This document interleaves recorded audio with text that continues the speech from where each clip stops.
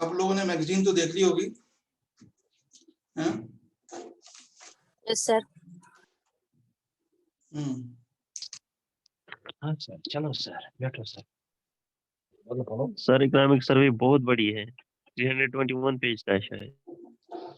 220, हाँ पे बड़ा तो होता ही है सर्वे में। उसको समरी लिखना होता है, तो समरी कोई दिक्कत नहीं, आप उसको पूरा मत पढ़िए, है ना। और पूरा मत पढ़िए, पूरा क्या, जब आप इकोनॉमिक सर्वे पढ़ते हैं ना, तो एक चीज ध्यान रखें, उसमें आप बुक की तरह ना पढ़ें। जैसे पहले जो चैप्टर है उसको, चैप्टर को अच्छे समझें। जैसे मान लीजिए कोई चैप्टर है इंफ्रास्ट्रक्चर का, ठीक है, तो इंफ्रास्ट्रक्चर क्या होता है, पहले उसके बेसिक को समझ जाएं। तो बेसिक को समझ जाएंगे ना, तो फिर चीजें बहुत आसान हो जाएंगी।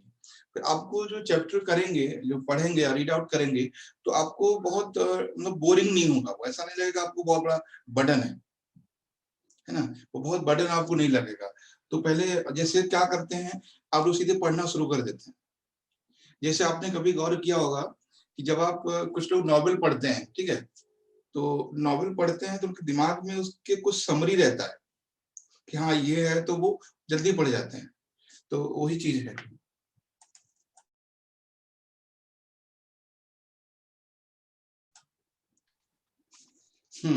ठीक, तो वही है। और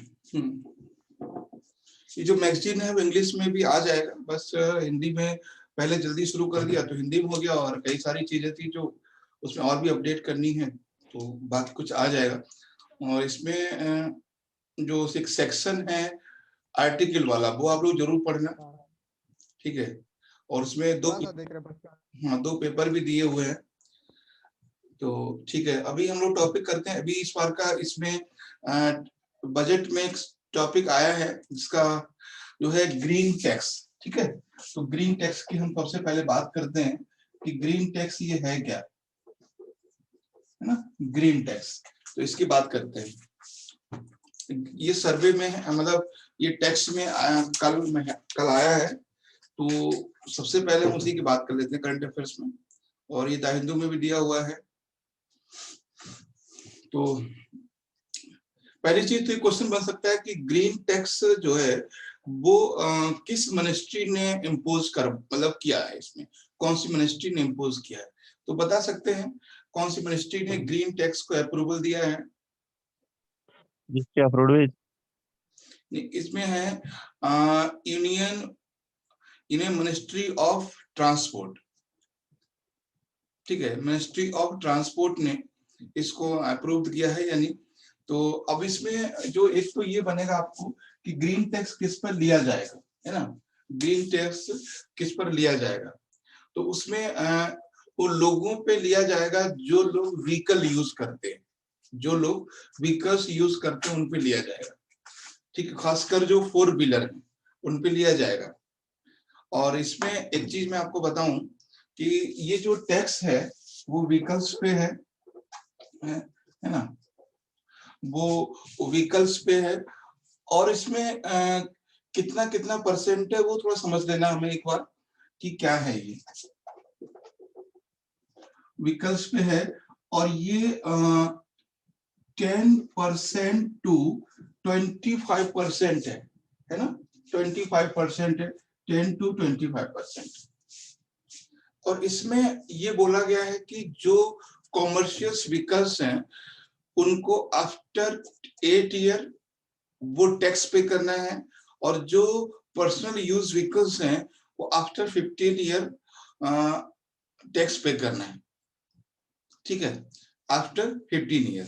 तो जो कॉमर्शियल व्हीकल्स हैं, ठीक है, जो कॉमर्शियल व्हीकल्स हैं उनको क्या है कि ये करना है आफ्टर 8 ईयर। आफ्टर 8 ईयर का मतलब समझते हैं आप लोग? जैसे कोई गाड़ी किसी खरीदी 2020 में, तो उसको 2028 से टैक्स पे करना पड़ेगा। और जो पर्सनल व्हीकल्स हैं, जो पर्सनल व्हीकल्स हैं उनके लिए 15 ईयर, आफ्टर 15 ईयर, 15 साल के बाद वो टैक्स आपको पे करना पड़ेगा, ठीक है। तो ये चीज ध्यान रखना है जब भी क्वेश्चन बनेगा। और ये उन पे है, और ग्रीन टैक्स पूरे इंडिया में लागू होगा, और ये policy schedule come into force April 1 22, यानी 1 अप्रैल 22 से फोर्स में आएगी ये। तो ये था। तो पहली चीज है कि ये टैक्स कॉमर्शियल और प्राइवेट दोनों व्हीकल्स पे है, पर्सनल व्हीकल्स, है ना। जैसे अगर आपने कोई गाड़ी खरीदी है 2020 में, तो उसका आपको पर्सनल आपका व्हीकल है, तो उसके लिए आपको 15 के बाद पे करना है ये टैक्स, स्टार्टिंग से नहीं करना है, ठीक है, स्टार्टिंग से नहीं करना है। तो ये है। और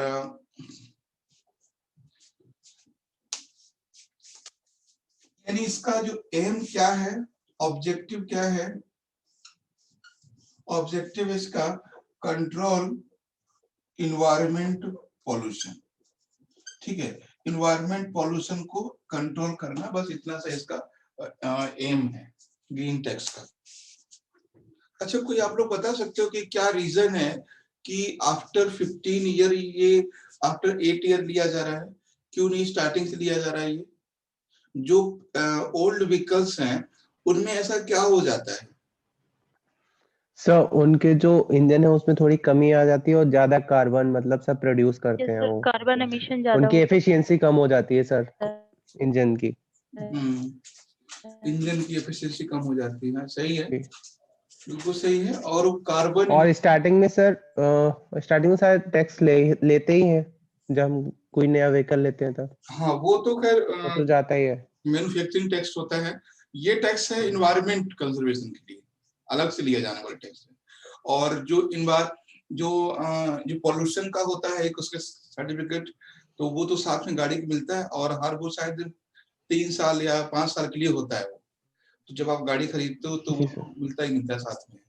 और ये आपको पर ईयर पे करना पड़ेगा, पर ईयर कितना पे करना है वो है। सर कौन लेगा? स्टेट गवर्नमेंट या सेंट्रल गवर्नमेंट, कौन लेगा सर? सेंट्रल गवर्नमेंट लेगा इसको। जो पॉल्यूशन है ना, वो सेंट्रल गवर्नमेंट के अंडर में आता है। ट्रांसपोर्ट एंड कम्युनिकेशन मिनिस्ट्री है, वो सेंट्रल गवर्नमेंट की है, तो सेंट्रल गवर्नमेंट भी लेगी। अगर इसको स्टेट गवर्नमेंट कलेक्ट करेंगे तो सेंट्रल गवर्नमेंट को दे देंगे, ये है। और ये अभी से नहीं है, अप्रैल 2022 से लागू होगा, अप्रैल 2022 से लागू होगा। अब ये 10 से 12% क्या लेंगे, कैसे लेंगे, ये अभी तक कुछ क्लियर नहीं है। इतना है कि किस गाड़ी, मुझे लगता है जो सबसे पुरानी गाड़ी होगी, जैसे मान लीजिए कोई गाड़ी 30 साल पुरानी है ना, 30 ईयर पुरानी है, तो उस पे जो जितनी ओल्ड होगी उतने ज्यादा उस पे टैक्स लिया जाएगा, ये होगा।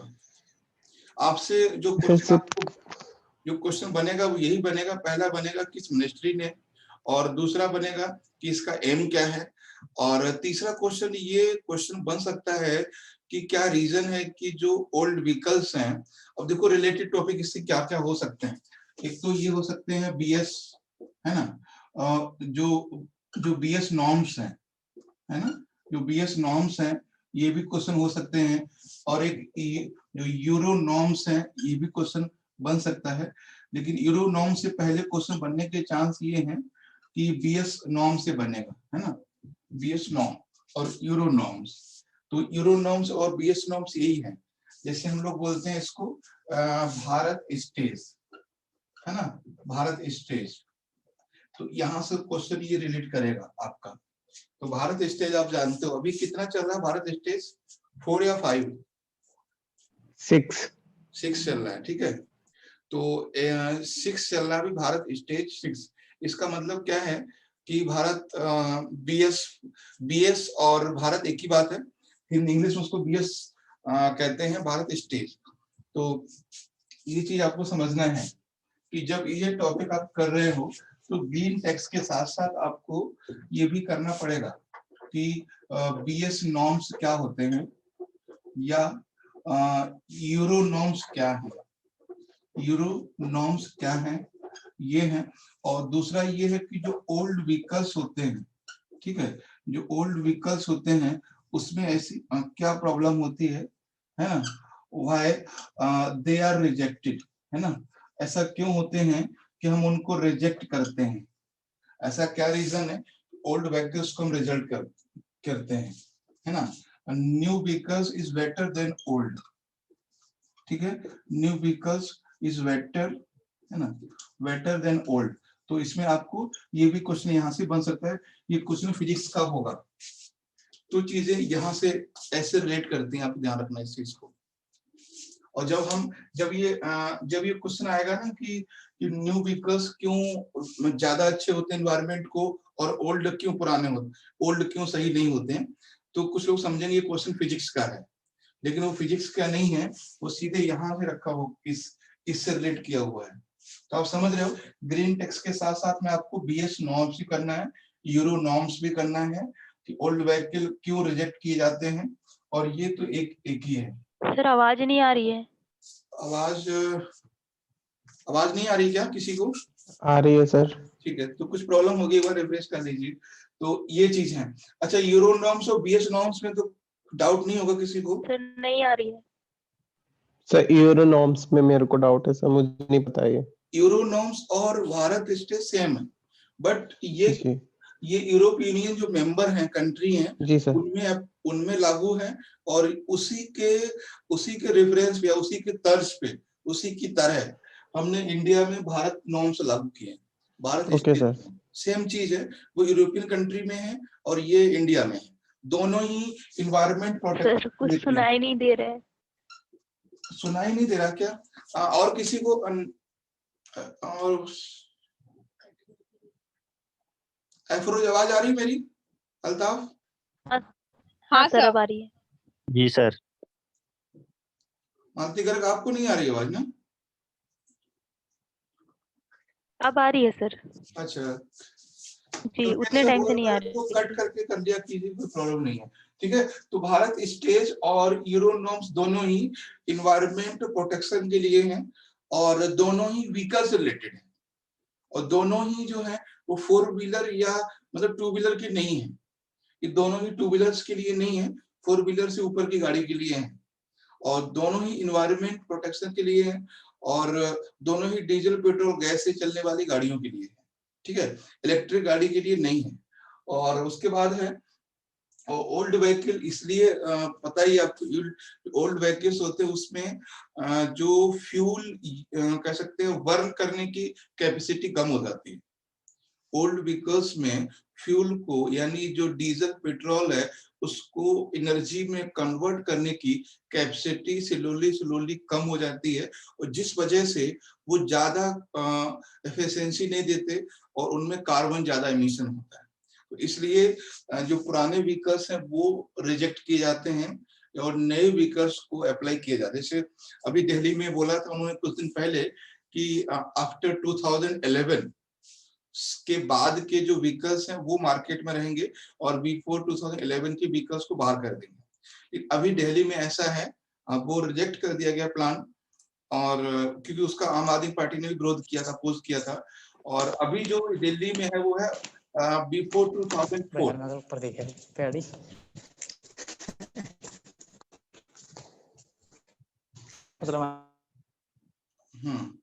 2004 से पहले के दिल्ली में व्हीकल्स अलाउ नहीं है, ठीक है, ये चीज ध्यान रखना है। और जो लास्ट है वो है BS6 चल रहा है हमारे यहाँ भी, BS6।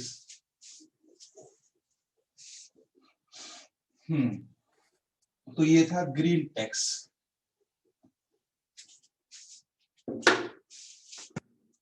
देखो जब आप लोग और ये चीज मैं आपको बता दूं कि पेपर का जो करंट अफेयर्स है, या इकोनॉमिक्स का है, या फिर इन्वायरमेंट है ना, इन्वायरमेंट का टॉपिक है, और इकोनॉमिक्स इन्वायरमेंट, और इसमें जो साइंस रिलेटेड चीजें हैं, साइंस हैं, ठीक है, इंडस्ट्री हैं, और एग्रीकल्चर्स हैं। मेरी बात ध्यान समझना इस चीज को, इकोनॉमिक्स, एनवायरनमेंट, साइंस, एग्रीकल्चर, ये जो जितने भी ये 4-5 सेक्शन है आपके, ये पांचों सेक्शन आपको जितने क्वेश्चन मिलते हैं उसमें से सभी कि सभी क्वेश्चन आपके इकोनॉमिक सर्वे और बजट से होंगे, कहीं ना कहीं रिलेट करेंगे ये जितने भी टॉपिक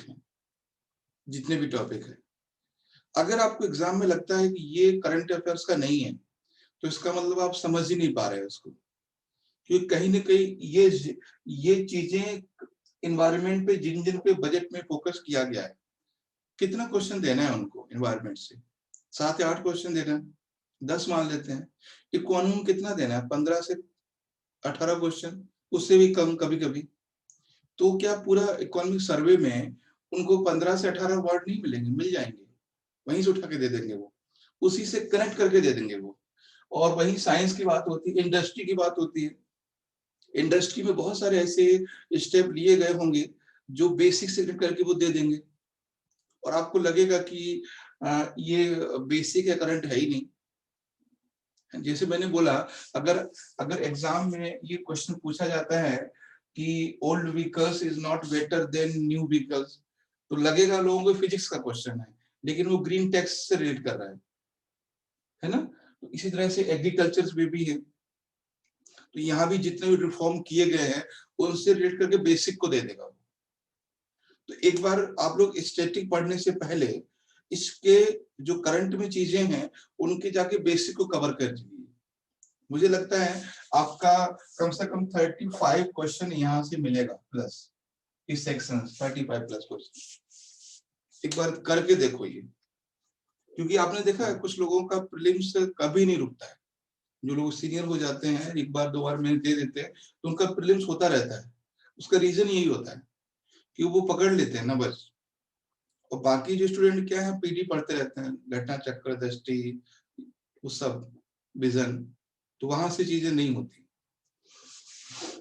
ठीक है, तो ये चीज ध्यान रखना। और ये सारे चीजें हैं उसमें, मतलब इकोनॉमिक सर्वे में 11-12 चैप्टर हैं, तो उसमें से वो सारी चीजें आपको मिल जाएंगी वहां से। थोड़ा समझिए और ये सोचिए क्वेश्चन में यही आना है। ठीक है, तो ये था आपका ग्रीन टैक्स। नेक्स्ट हम बात आपको सिखाना पड़ेगा थोड़ा, मतलब चैप्टर से लेके उसके बेसिक तक जाना, थोड़ा बताना पड़ेगा आपको, तब समझ पाएंगे। वो तो हम बताएंगे ही, लेकिन हम ये कह रहे हैं कि उनको जितनी चीजें भी आपको दिखाई दे रही है मीडिया में, जो भी न्यूज में आ रहा है, कुछ भी कहीं भी आपको मिल रहा है सर्वे से रिलेटेड, तो वो मैं तो कराऊंगा ही, लेकिन आपको भी उसको नोट करते रहना और उसको पढ़ने के बाद बेसिक्स पर ही जाना है, बेसिक पर भी जाना है।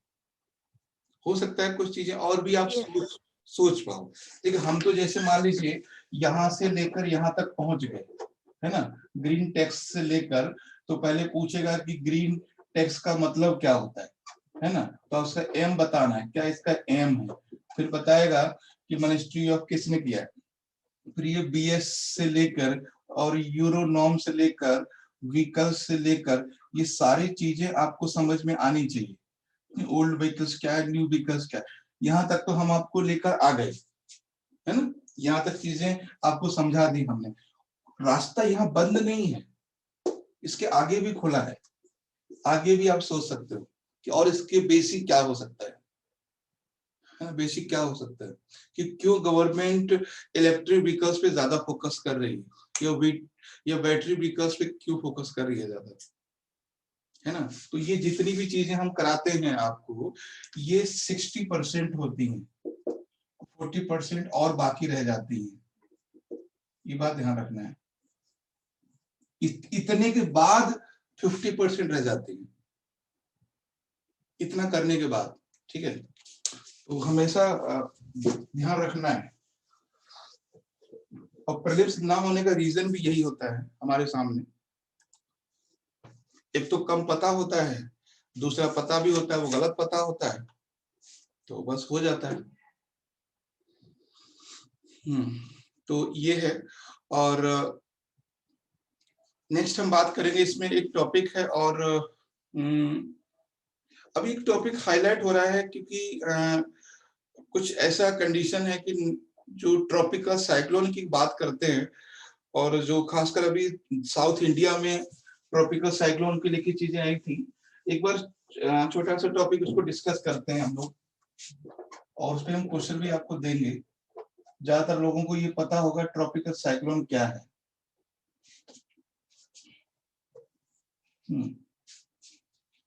बताएं।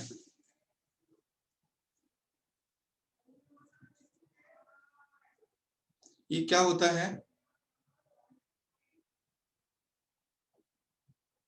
बता सकते हैं कुछ? अच्छा, एक वर्ड है इसमें, वो क्वेश्चन इस बार बन सकता है, थंडर स्टॉर्म। ये क्या होता है thunder storms? Thunder sorry storms होता है, थंडर स्टॉर्म। तो बता सकते हैं दोनों में क्या फर्क है?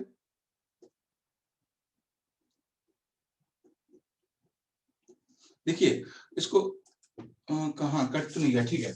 जैसे जो ट्रॉपिकल साइक्लोन है, थंडर स्टॉर्म का मतलब है heavy rainfall with wind and sound. Heavy rainfall with wind and sound, यानी तेज हवा और आवाज के साथ बारिश होना थंडर स्टॉर्म कहलाता है। इसकी हिंदी बड़ा अलग सी है, हिंदी में इसको कहते हैं तड़ित झंझा। सुना होगा नाम आपने, तड़ित झंझा, ठीक है। तो जो thunder storm is a result of cyclone. किसी एरिया में अगर बारिश होती है तो थंडर स्टॉर्म का रिजल्ट हो सकता, सॉरी वो साइक्लोन से थंडर स्टॉर्म हो सकता है, ठीक है। अब देखिए पहली बात, जो ट्रॉपिकल साइक्लोन्स हैं वो उनका एरिया अगर बताते हैं हम, एरिया हम देखेंगे तो ट्रॉपिकल रीजन एरिया है इनका। Tropical region means near 23.5 degree north and south, ठीक है। और ये दोनों में होते हैं, बोथ हेमिस्फीयर, है ना। ये दोनों ही गोलार्ध, दोनों ही हेमिस्फीयर में होते हैं, दोनों ही गोलार्ध में होते हैं, ठीक है। और उसके बाद है ये नॉर्थ हेमिस्फीयर में, in north hemisphere they are anti clockwise, ठीक है। ये एंटी क्लॉकवाइज होते हैं, एंटी क्लॉकवाइज, और साउथ हेमिस्फीयर में ये क्लॉकवाइज होते हैं,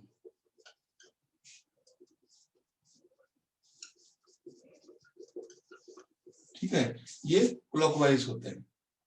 और ये इनसे होता क्या है, क्या क्या इनसे हो सकता है? तो इनसे विंड, बहुत तेजी से विंड चल सकता है, एंड हैवी रेनफॉल, है ना, इनसे रेनफॉल हो सकता है। और थंडर स्टॉर्म का मतलब एक ही है, थंडर स्टॉर्म यानी तड़ित झंझा, ये चीजें हो सकती हैं। और फ्लड हो सकता है ना, लैंड स्लाइड हो सकता है, ये सारी चीजें हो सकती हैं। अब कुछ चीजें हमने है वो थोड़ी ज्योग्राफी का टर्म यूज किया है यहाँ पर। जैसे किसी को कोई डाउट हो कि जैसे हेमिस्फीयर क्या होता है, वो किसी को डाउट है क्या हेमिस्फीयर क्या होता है? गोलार्ध, ये भी लिखिए। हाँ ठीक है, सब क्लियर है ना। हेमिस्फीयर का मतलब है, जैसे मान लीजिए ये पृथ्वी है ना, ये सॉरी यहाँ पे लिखते हैं, इस एरिया है ये, जैसे ये ग्लोब है, दैट इज, ये इक्वेटर वाला एरिया है, ये नॉर्थ हेमिस्फीयर है और ये साउथ हेमिस्फीयर है, ठीक है। नॉर्थ हेमिस्फीयर में जो साइक्लोन्स होते हैं वो इस तरह से चलते हैं, इस तरह से एंटी क्लॉकवाइज, ठीक है, इस तरह से। और नॉर्थ हेमिस्फीयर, और जो साउथ हेमिस्फीयर होते हैं उसमें साइक्लोन इस तरह से चलते हैं। ये डायग्राम बना, ये एंटी क्लॉकवाइज है, ये क्लॉकवाइज है, ठीक है। और इनका जो रीजन होता है, इनका जो रीजन है इनके होने का, बता सकते हैं कोई क्या रीजन है क्लॉकवाइज एंटी क्लॉकवाइज? दो चीजें इसमें पूछे, बता सकते हैं वो लोग। एक तो इसमें रोटेशन ऑफ अर्थ या कोरियोलिस फोर्स, इसका जो रीजन होता है कि पूछेगा कि क्लॉकवाइज नॉर्थ साउथ हेमिस्फीयर में क्यों है और एंटी क्लॉकवाइज नॉर्थ हेमिस्फीयर में क्यों है, तो उसका रीजन है रोटेशन ऑफ अर्थ और कोरियोलिस फोर्स,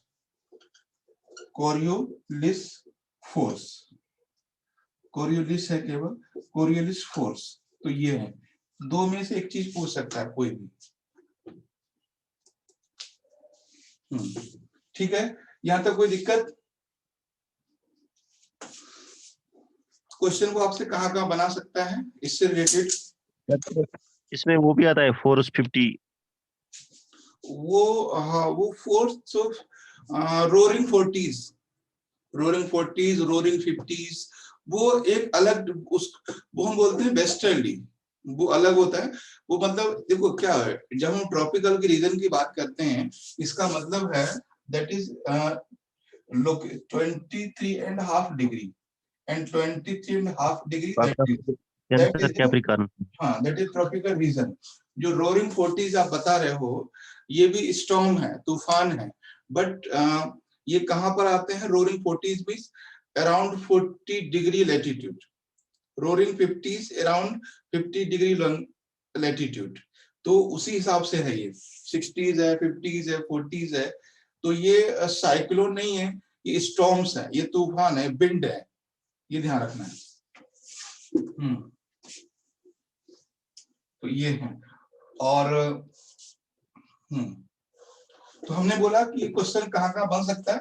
ये बन सकता है कि केवल नॉर्थ हेमिस्फीयर में आते हैं, नहीं, ये दोनों में आते हैं। ठीक है, और दूसरा क्वेश्चन बन सकता है यहां से लेकर क्लॉकवाइज और एंटी क्लॉकवाइज, यहां से क्वेश्चन बन सकता है। तीसरा रीजन क्या है, यहां से बन सकता है। और उसके बाद which is not result of the tropical cyclone, कौन सा प्रभाव या कौन सा जो उसका इफेक्ट है वो नहीं है। तो इसमें ये है। ठीक है, इसमें हेल स्टॉर्म नहीं होता, ओलावृष्टि नहीं होता। और नोट करके यहाँ पे चीज डाल देना कि that is absence on the 0 degree. ठीक है, ये जो 0 डिग्री लैटिट्यूड होता है, यहाँ पर ये नहीं होते, 0 डिग्री लैटिट्यूड पे नहीं होते। ठीक है, तो ये भी क्वेश्चन बन सकता है। एक बार 2017 में क्वेश्चन आया था कि उसमें दिया था फ्लोरिडा वाला रीजन, यानी इक्वेटर के आसपास में कुछ ऐसा ही था इस रीजन में, तो यहाँ पर नहीं है वो। ठीक है, तो इक्वेटर पे ना होने का रीजन है एब्सेंस ऑफ कोरियोलिस फोर्स। ठीक है, यानी 0 डिग्री पर कोरियोलिस फोर्स नहीं होता है, इसलिए वहां पर ये इस तरह की एक्टिविटी नहीं होती है। ठीक है,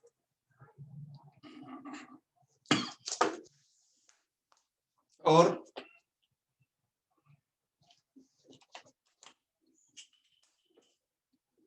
एक चीजें आ रही हैं, देखो एक बात मैं आपको बता दूं कि इस बार आपको 15 अगस्त 1947 से क्वेश्चन 100% रहेगा। इस बार 15 अगस्त 1947। ठीक है, और वो कैसे रिलेट करेगा आपको पता ही है। ठीक है, ये क्यों क्वेश्चन रहेगा यहाँ से 50। इस पे मैं जो अभी मैगजीन आई है उसमें लास्ट में मैंने दिया है, तो इसमें कि ये रेड फोर्ट से रिलेट करेगा। ठीक है, रेड फोर्ट से रिलेट करेगा ये जो, और रेड फोर्ट के हिस्ट्री से रिलेट करेगा और इम्पोर्टेंस से रिलेट करेगा। मतलब हिस्ट्री से रिलेट करेगा कि रेड फोर्ट का हिस्ट्री क्या है, मतलब उससे ये रिलेट करेगा। तो यहां से क्वेश्चन आना ही आना है। बहुत सारी चीजें हैं, एक बार उसको पूरा पढ़ लेना, और जो मेन जो चीजें हैं उसको लाल किला रेड फोर्ट को लेके। एक बात मैं आपको बता दूं कि एक तो ये होता है कि आगरा फोर्ट और रेड फोर्ट। ठीक है, दोनों हैं। कभी कभी लोग मतलब उनको कंफ्यूजन ये रहता है, मैंने मीडिया में भी देखा है, वो दिल्ली रेड फोर्ट बोलते हैं, आगरा रेड फोर्ट बोलते हैं। ऐसा नहीं है, ऑफिशियली क्या है कि जो आगरा फोर्ट है, आगरा का जो रेड फोर्ट है उसका नाम है आगरा फोर्ट। ठीक है, और दिल्ली का जो रेड फोर्ट है उसको नाम है रेड फोर्ट। तो ये चीज ध्यान रखना है, ये दोनों में कंफ्यूजन नहीं होना है। आप भी दोबारा मतलब बार बार ये लिखने की कोशिश ना करें कि दिल्ली रेड फोर्ट लिखेंगे सफिशिएंट है। आगरा का, आगरा रेड फोर्ट ना लिखें, आगरा फोर्ट है वो, ठीक। तो ये चीज है। अच्छा, बता सकते हैं कि आगरा फोर्ट पुराना है कि रेड फोर्ट पुराना है? आगरा फोर्ट पुराना है। आगरा फोर्ट पुराना है, कंफर्म? जी सर। सबको यही पता है, किसी और को भी पता है कुछ? क्यों बताओ, सचिन सही बोल रहे हैं ये? Yes sir. एकदम सही है, ठीक है। आगरा फोर्ट बनवाया था अकबर ने और रेड फोर्ट बनवाया था शाहजहां ने। तो ये चीज ध्यान रखना है। तो ये अकबर के द्वारा बना हुआ है, ये शाहजहां के द्वारा बना हुआ है, तो दोनों में कंफ्यूजन नहीं करना है। और यहाँ से एक देखो क्या होता है, हम लोगों को चीजों को पकड़ना होता है कहाँ से। और ये तो ये हो गया 15 अगस्त से रिलेटेड चीजें हो गई, और रेड फोर्ट हो गया, उसका हिस्ट्री हो गया। एक चीज और यहाँ से क्वेश्चन बन सकता है, वो है Kohinoor diamond. Kohinoor diamond, Kohinoor diamond, Kohinoor diamond से भी हो सकता है क्वेश्चन। ऐसा क्यों? जो इंग्लैंड ने लिए थे यहाँ से, और अपनी कंट्री में लेके गए। इंग्लैंड में चला गया, बट फिर रेड फोर्ट सर से कैसे रेड करता है? सर वो रेड फोर्ट पर ही था। यस, वो रेड फोर्ट पे था, और वो शाहजहां का जो ताज है उस पे लगा हुआ था, ठीक है। तो वो इसलिए वहां से कोहिनूर से क्वेश्चन बन सकता है। कोहिनूर एक चीज और है, मैं आपको बता रहा हूं कि अगर आप लोग दिल्ली के आसपास में हैं, अगर दिल्ली आ सकते हैं तो एक बार जाके वहां ताज में खासकर रेड फोर्ट को जरूर देख आना। अकेले जाना, ठीक है, 2 लोग नहीं जाना। 2 लोग जाना तो सेम जेंडर जाना, अपोजिट जेंडर नहीं जाना है, ठीक है। तो वहां पे चीजों को समझना है। जैसे एक और है रेड फोर्ट से रिलेटेड चीजें, चलिए हम सीधा लिख लेते हैं यहाँ पे, पैत्रादुरा, ये क्या है जानते हैं? ये सर है? निर्माण शैली। निर्माण शैली किसकी, मतलब इसको हम कह सकते हैं स्थापत्य कला की शैली है या कुछ और है? स्थापत्य सकते हैं सर। है क्या मतलब कुछ ये पैत्रादुरा? अच्छा, ये रेड फोर्ट से रिलेट है कि नहीं, पहले तो ये समझना है। क्योंकि जो लोग रेड फोर्ट गए होंगे और जो लोग वहां पे घुमाते हैं ना, मतलब जो बताते हैं, उनकी बातें को ध्यान से सुना कीजिए कभी कभी। और आप लोग जाते हो तो कुछ और ही करते हो, वहां पे फोटो लेते हो, स्किन कुछ तो कुछ नहीं होता है। जो पैत्रादुरा है, ये क्वेश्चन बन सकता है। देखो, काम किया किसानों ने, और कितना उन्होंने चीजें दे दी हमें। पैत्रादुरा एक कह सकते हैं बिल्डिंग या स्ट्रक्चर कह सकते हैं, मतलब हम ये नहीं कहते स्थापत्य कला। ये है क्या कि जो छत होती थी या कोई दीवार है, उसमें ये लोग डिजाइन करते थे। जैसे ये है डिजाइन, इस तरह से उन्होंने किया, इस तरह से। और ये जो है बिल्डिंग में एक डिजाइन होती थी। कभी आप अभी भी चाहोगे तो आपको, अब तो खैर मतलब डिजाइन तो बनी है, लेकिन इसके अंदर डायमंड हुआ करते थे, ठीक है, डायमंड और गोल्ड, खासकर डायमंड होते थे इसमें। तो आपको कई जगह ऐसी मिलेगी। तो ये एक डिजाइन है जो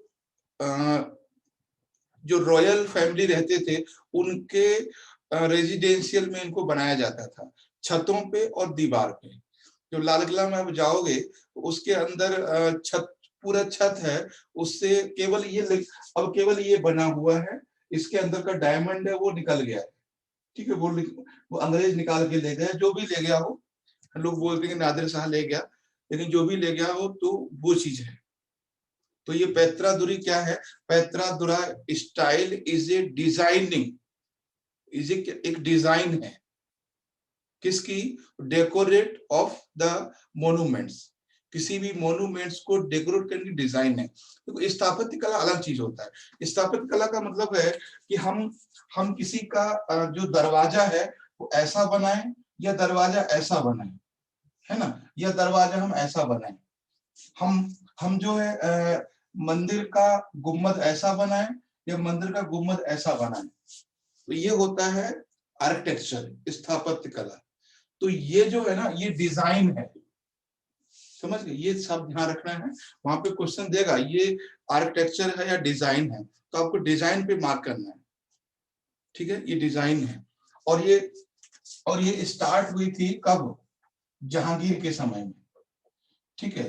हाँ, जहांगीर के समय में ये स्टार्ट हुई थी, जहांगीर के समय में। और खासकर कह सकते हैं कि मुगल पीरियड में अकबर ने भी की थी, लेकिन सबसे ज्यादा जो है जहांगीर के समय हुई थी, जहांगीर के समय में, जहांगीर और शाहजहां के। तो ये चीजें हैं। अब देखो कहां से कड़ी निकल रही है ना? एक नाम और आ गया हमारे सामने, क्या बता सकते हैं कोई? ये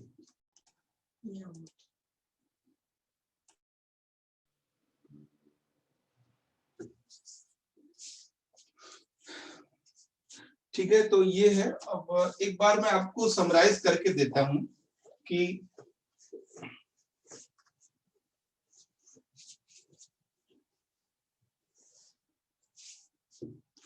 अब आपको समझ में आ रहा होगा ये क्लास कितना जरूरी है प्रीलिम्स के लिए, मतलब चीजें कहां से रेट हो रही हैं। अगर हम सिर्फ एक बार इसको देखेंगे पूरे एपिसोड को कि अगर हम, है ना, अगर हम फार्मर प्रोटेस्ट को देखें, ठीक है, फार्मर प्रोटेस्ट को, या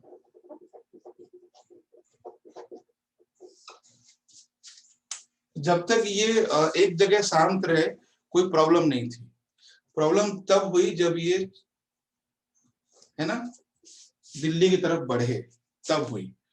अब यहां से देखो, पहली चीज आपको रेड फोर्ट को समझना है। मैं बता रहा हूं आपको क्या क्या इससे क्वेश्चन बन सकते हैं। Red fort. दूसरी चीज आपको ये समझना है कि शाहजहां से रिलेटेड क्वेश्चन कुछ भी हो सकता है, ठीक है? शाहजहां से रिलेटेड कुछ भी क्वेश्चन हो सकता है, शाहजहां से रिलेटेड, ठीक। उसके बाद हमने बोला, और क्या लिखाया था इसमें रेड फोर्ट हिस्ट्री को लेके? पैत्रादुरा शैली,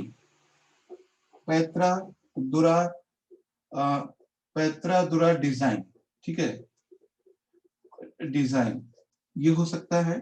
उसके बाद कोहेनूर, है ना, कोहेनूर डायमंड हो सकता है। इसके बाद इसमें 15 अगस्त 1947 का जो कह सकते हैं झंडा फहराया था पंडित जी ने, उसकी बात हो यहां से आपको पूछेगा। उसके बाद और later Mughal period, later Mughal empire, ठीक है, यानी उत्तर मुगल काल। अब उसके बाद देखो और क्या क्या चीजें हो सकती हैं। नादिर शाह हो सकता है ना, नादिर शाह। अहमद शाह अब्दाली हो सकता है, अहमद शाह अब्दाली हो सकता है, ठीक है। और देखिए कहां से चीजें कनेक्ट हो रही हैं। मकराना स्टोन हो सकता है, मकराना स्टोन, ठीक है। अब आप समझिए इस चीजों को, इतना अगर क्वेश्चन पूछा है कि मकराना स्टोन, तो आप समझ जाइए कि ये इसकी जड़ें कहां से जुड़ी हुई हैं। इसकी जड़ें वो जुड़ी हुई हैं यहां से लेकर यहां पर 26 जनवरी 2021, इससे उसका रूट जुड़ा हुआ है। अब यहां से क्वेश्चन आता है इस बार आपको मालूम है कि देखो क्या होता है कि एक टॉपिक है 5th क्लास की एनसीईआरटी में, ठीक है। वो इस बार पेपर आप लोगों जिन लोगों ने दिया है, क्वेश्चन आपने देखा होगा, हाथी वाला क्वेश्चन आया था। मतलब हाथी आगे, मेल हाथी आगे चलता है, फीमेल हाथी आगे चलता है, ऐसा क्वेश्चन इस बार था। सचिन देखा था कि नहीं? जी सर, जी सर।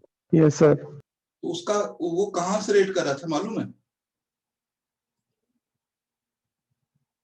कैसे क्यों आया वो? ये तो क्वेश्चन 5th क्लास के एनसीईआरटी में है। 5th क्लास के एनसीईआरटी जब इन्वायरमेंट की देखोगे तो वहां पर दिया हुआ है 5th में या 4th में, जो बच्चों के लिए पढ़ाई जाती है। लेकिन उन्होंने एनसीईआरटी से ही पूछा। लेकिन वही क्यों पूछा? क्योंकि आपको पता है जब मार्च में केरला में एक हाथी को किसी ने जो है विस्फोटक सामग्री खिला दी थी, याद है आपको? हथनी मर गई थी और उसके पेट में बच्चा भी मर गया था, है ना? Yes sir. Yes sir. वो किसमें खिलाया था? शायद पाइनएप्पल में, पाइनएप्पल में खिलाया था ना? और वो जाके हाँ सर। कितना न्यूज में थी, वो चीज हाईलाइट थी। लेकिन आप लोग अब ये है कि लोगों ने केरला को देखा होगा, पाइनएप्पल को समझा होगा, हथनी को देखा होगा, लेकिन कभी ये नहीं देखा कि इसका बेसिक कहाँ पर है। उसका बेसिक था 5th क्लास के एनसीईआरटी में, वहां से उन्होंने पूछ लिया। तो वही चीज, ये सारी चीजें वैसी ही हैं। और लोगों ने कहा अरे ये तो ज्योग्राफी है या फिर हिस्ट्री मान लिया, कुछ भी उसको मान लिया उन्होंने, करंट नहीं माना, जबकि वो था करंट अफेयर से, है ना। हाथी को पूछने का रीजन यही था कि वो एक्सीडेंट हुआ था, उसकी हथनी की मौत हुई थी, इसलिए पूछा था। तो सेम चीज यहाँ पर है। तो अगर जिस दिन आप ये पैटर्न समझ गए, जिस दिन समझ गए, ठीक है, हम एकदम उम्मीद करते हैं कि आराम से आप लोग 60 प्लस करके आओगे इजिली। और इस बार हमारा वही टारगेट है, कम से कम ये चीजें आपको भी बताई जाए और हम जो क्लास में करवाएंगे, है ना। तो आप समझिए एक टॉपिक से क्या क्या आपको समझना है। शहंशाह को अच्छे से समझना है, ठीक है। पैत्रादुरा सहेली को समझना है, एक बार देख भी लेना, पढ़ भी लेना, हम भी सब बता देंगे। कोहिनूर डायमंड को समझना है, यानी यहाँ तक कि गोलकुंडा से भी क्वेश्चन आ सकता है, गोलकुंडा से भी क्वेश्चन आ सकता है। गोलकुंडा केव किस स्टेट में है? गोलकुंडा माइन, यस नाजुका, कहाँ पे है? बीजापुर सर। बीजापुर स्टेट की हम बात कर रहे हैं। कर्नाटक। बीजापुर और 6th क्लास के एनसीईआरटी चैप्टर, एक ही चैप्टर दोनों दिए हुए हैं, बीजापुर और गोलकुंडा।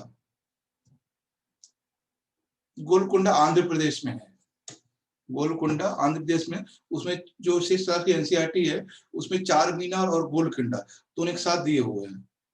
चार मीनार भी आंध्र प्रदेश में है और गोलकुंडा भी आंध्र प्रदेश में। गोलकुंडा केव भी है, माइन भी थी, और गोलकुंडा फोर्ट भी है, किला भी है ना। तो गोलकुंडा माइन से क्वेश्चन बन सकता है।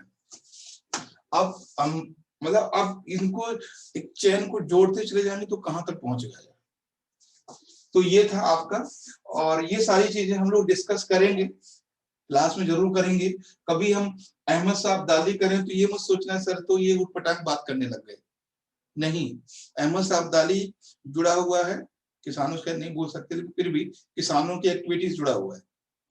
अहमद साहब दाली ने भी रेड फोर्ट को लूटा था, है ना, और कुछ हरकत ऐसी 26 जनवरी को हुई। तो बहुत सारी बातें अभी हो रही हैं। तो यहाँ तक कोई दिक्कत है? कोई ऐसा टॉपिक है जो, अच्छा मकराना मैंने क्यों टॉपिक लिखा है यहाँ पे, ये बता सकता है? मकराना लिखने क्या मतलब है? मकराना कैसे रिलेट करता है इससे? एक बार क्या कई बार ये क्वेश्चन आया है कि रेड फोर्ट जिस स्टोन से बना हुआ है वो कहाँ का है? तो मकराना स्टोन का है। मकराना एक रीजन है गुजरात में, जितना भी रेड फोर्ट बना हुआ है वो पूरा का पूरा पत्थर मकराना से लाया गया। मकराना एक जगह है, गुजरात और राजस्थान के बॉर्डर पे है, वो गुजरात में पड़ती है। वहां का जो स्टोन है वो रेड है। तो पूरा जो आगरा का फोर्ट है और दिल्ली का जो रेड फोर्ट है, दोनों ही मकराना के स्टोन से बनाए गए हैं। जो पत्थर लाए गए थे वहीं से लाए गए थे। ठीक है, ये चीज ध्यान रखना है। मतलब आपके लिए मुगल बहुत इंपॉर्टेंट हो गया इस समय, इस एग्जाम के लिए। मुगल पूरा कुछ ना कुछ सबका रहा है। शाहजहां के बाद वाले जितने भी हैं, शाहजहां के बाद वाले वो सभी इंपॉर्टेंट हैं। अकबरनामा पूछ लेगा ये भी बड़ी बात नहीं है, क्योंकि मुगल की बात हो रही है। लेकिन वो अकबर शाहजहां के बाद वाले है ना। बहुत एक फेमस वहां पे एक राजा हुआ है हमारा सुल्तान, और अहमद शाह रंगीला, हो सकता है उसपे पूछ ले। औरंगजेब पे पूछ सकता है, मोहम्मद शाह रंगीला। हाँ मोहम्मद शाह रंगीला, तो उससे भी क्वेश्चन पूछ सकता है। ठीक है, और हमारे जो सबसे यूपीएससी का फेवरेट टॉपिक है और सबसे कह सकते हैं कि एक अच्छा शासक है, जो लोग हिस्टोरियन मानते हैं, लोग तो नहीं मानते हैं, औरंगजेब। औरंगजेब से भी क्वेश्चन बन सकता है। औरंगजेब जो है वो हिस्ट्री में सबसे ज्यादा फेवरेट है लोगों का। औरंगजेब उन लोगों का ज्यादा है जो कम्युनल चीजों को ज्यादा हाईलाइट करना चाहते हैं। उसकी तो कई बार आपने बोला है कि लोग बोलते हैं औरंगजेब फरमान जारी किया, है ना। तो आप लोगों को ऐसा नहीं लिखना है औरंगजेब के बारे में। ठीक, तो ये चीजें हैं। और ये क्या था इसमें, अहमद शाह अब्दाली, वो तो खैर पता ही है, नादिर साहब भी है। तो ये चीजें हैं।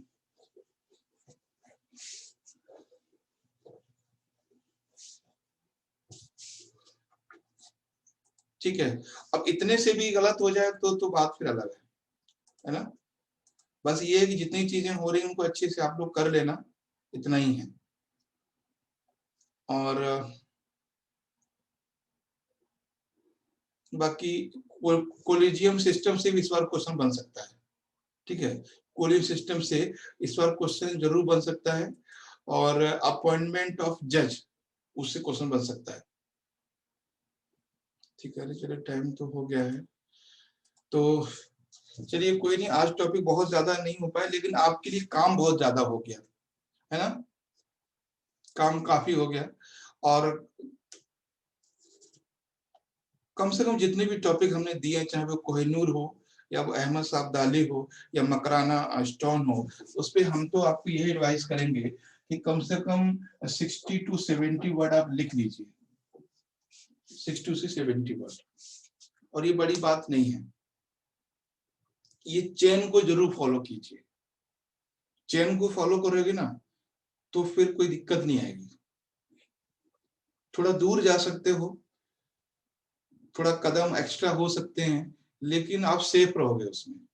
एक्स्ट्रा का मतलब है, आप हो सकता है कि अकबर के बारे में पढ़ो, अकबर से क्वेश्चन ना आए, लेकिन आने के पूरे चांस हैं, क्योंकि रेड फोर्ट पे अटैक हुआ है, तो मुगल एम्पायर का कुछ भी पूछ सकता है ना। तो यहाँ पे पॉसिबिलिटी ज्यादा है। Yes sir.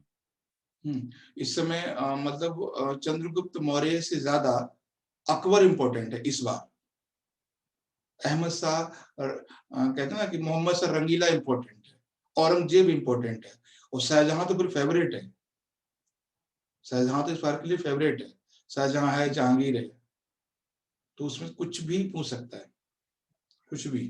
ठीक है, और बाकी जो आपका सर्वे है और बजट है, ठीक है, सर्वे बजट को हम प्लान कर रहे हैं कि संडे और मंडे में उसको देखते हैं। ठीक है, संडे और मंडे में उसका जब भी क्लास लेंगे थोड़ा लंबा क्लास लेंगे, जब भी क्लास लेंगे थोड़ा हम लंबा क्लास लेंगे, लेकिन कुछ चीजें उसमें आपके लिए भी रहेंगी करने के लिए। क्योंकि अगर मान लीजिए हम इसमें इतनी सारी चीजें कराने बैठे तो टाइम बहुत लग जाएगा। कोई दिक्कत नहीं होगी, लेकिन एक दिन में सिर्फ इतना ही हो पाएगा।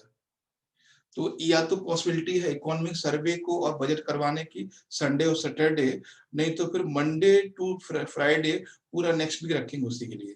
तब तक सारी चीजें और भी खुलकर आ जाएंगी, है ना। तो ये है।